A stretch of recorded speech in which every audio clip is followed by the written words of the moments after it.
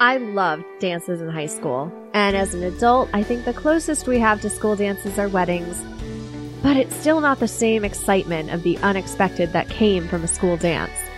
Except for November of my sophomore year.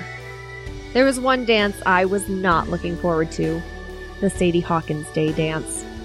I was lucky enough to have a girl who looked enough like me in passing, who I got to ask my date for me. Thank God every girl at the time had a Rachel haircut. In this episode, we'll be talking about the fictional comic strip character, her creator, the Greek myth she may have been based on, and how she inspired women to chase men around college campuses in the 50s. I'm your host, Emily Prokop, and this is the story behind Sadie Hawkins.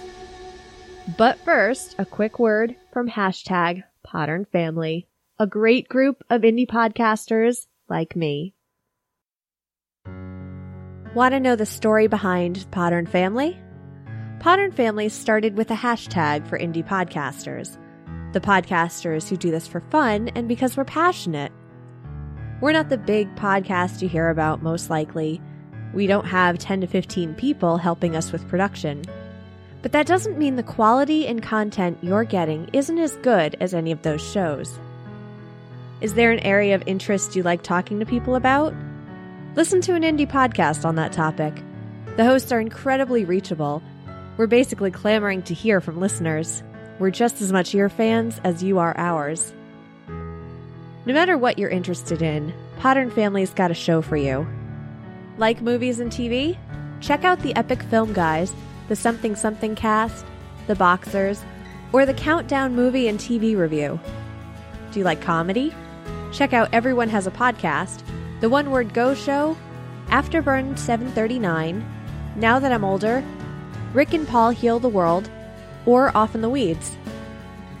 How about random trivia and fun facts?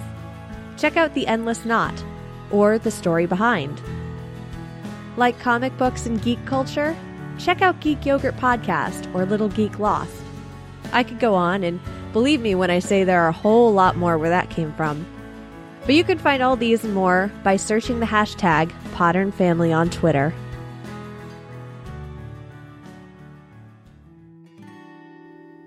Sadie Hawkins Day is November 13th this year, even though the Old Farmer's Almanac has always celebrated the day on November 15th. Given that I'm not exactly sure when the exact date is, I figure putting this episode out today is a safe bet. The unofficial and unintentional holiday began on November 15th, 1937, when Al Cap's comic strip Little Abner featured a 35-year-old spinster named Sadie Hawkins. Yeah, I said 35. You can already tell how much times have changed when a 35-year-old was considered a spinster back then. Her father, Hexabiah, wanted to find her a husband. Poor Sadie Hawkins was drawn scrawny, with a large nose covered in pockmarks and a ponytail that seemed to stick straight up. Creator Al Cap didn't always treat women, real or imagined, with the greatest respect. He was a notorious misogynist and attempted to seduce and sexually assault his female fans, as well as actresses Goldie Hawn and Grace Kelly. From the stories told, the few women he tried to seduce always escaped, since his childhood accident of getting run over by a streetcar left him with only one leg, and while removing his pants, it was told that he would remove his prosthetic leg and then promptly fall over while chasing these women.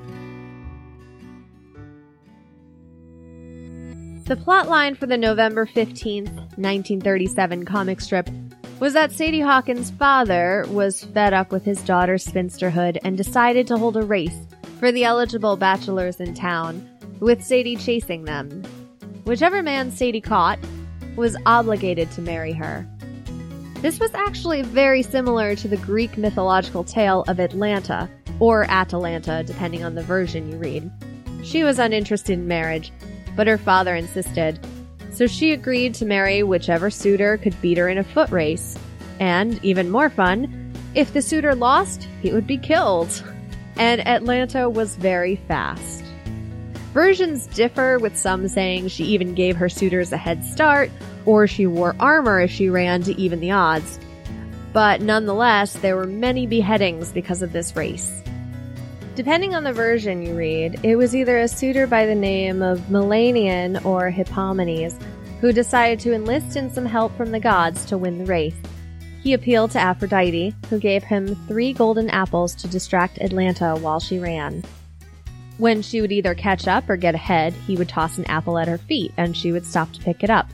And he finally won. If you're ever stuck in a Greek myth, remember just one thing. Never make a god angry, which Melanian and Atalanta did by not properly thanking Aphrodite. And, of course, she got her revenge one day when the couple were walking by a shrine to Zeus, and Aphrodite hit them with an uncontrollable desire for one another, and as they lay in the shrine, Zeus was not a happy camper and turned them into lions. Oh, I should mention that the ancient Greeks didn't believe lions mated with each other. They thought lions could only mate with leopards. So those who did see lions mating with other lions probably didn't live to tell the tale.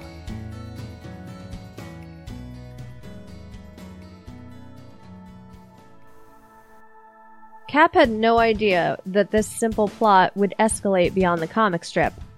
Not only did the women of Little Abner's fictional village of Dogpatch, Kentucky love the idea, real women loved it, and Sadie Hawkins Day became an annual tradition.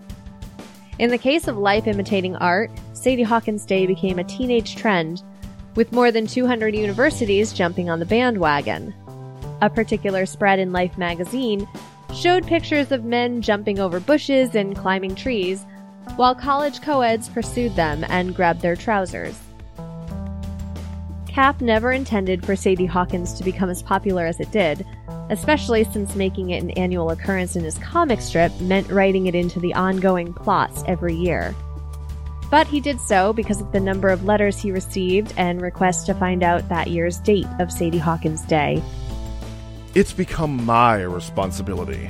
It doesn't happen on any set day in November. It happens on the day I say it happens.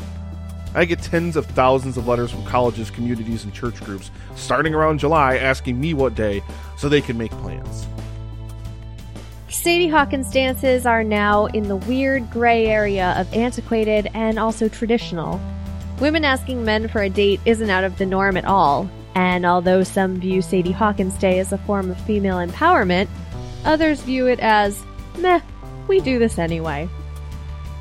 Another similar tradition to Sadie Hawkins Day is Leap Day, when tradition, and a very forgettable Amy Adams rom-com, says that women can ask any bachelor of her choosing to marry her, and they are obliged to say yes.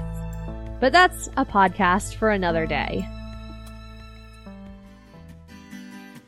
The role of Al Cap was played by Nick from the Epic Film Guys podcast. Information for this episode was sourced from womenyoushouldknow.net, reason.com, greekmythology.com, mentalfloss.com, romper.com, daysgoneby.me, and Time and Life magazines. For these links and more, visit the show notes at thestorybehindpodcast.com. Follow on Twitter at StoryBehindPod, or subscribe on your podcatcher of choice so you'll never miss an episode. Thanks for listening.